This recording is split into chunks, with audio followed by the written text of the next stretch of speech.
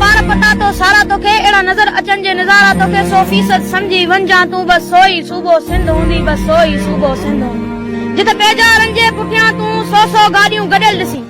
जिते पेजारन जे पुठियां तू 100 गाड़ियूं गडियल ॾिसी ऐं गार्ड बीठल गाॾियुनि ते मूं गुटन सां तू बदल ॾिसी 100% समझी वंजा तू बस सोई सूबो सिंध हूंदी बस सोई सूबो सिंध हूंदी जिते जाम लाइट जी लोड शेडिंग ऐं ऊंदा यम शहर ऐं ॻोठ ॾिसी